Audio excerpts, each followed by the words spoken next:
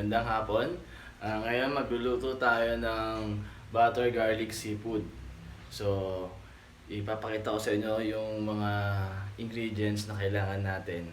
Okay? Yung mga kailangan natin na ingredients, meron tayong garlic, butter, onion, salt, pepper, chili powder, at siling haba, at oyster sauce.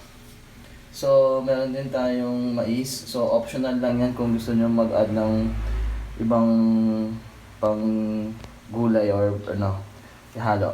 Tapos, ito yung seafoods natin. Meron tayong hipon, tahong, at halaan. So, pwede ka din mag-add ng alimango o alimasag dito kung gusto niyo na mas marami. So ngayon, tatlo lang klaseng seafood ang gagamitin natin. Ayun, nakita niyo na kanina yung mga seafoods at mga ingredients na kailangan natin. So depende kung gusto niyo ng maraming seafoods. Pwedeng alimasag, alimango, usually pwede rin puset, di ba? Pang ibabaw. So yun, guys, nga pala habol din para maging matamis yung inyong mas malasa. Pwede rin lagyan siya ng aswete. Optional lang din 'yon. At meron ding ilalagay, gumagamit din ako ng soda. Ayan. So, pampalasa din yan. So guys, tingnan nyo kung anong kalalabasan ng lulutuin ko.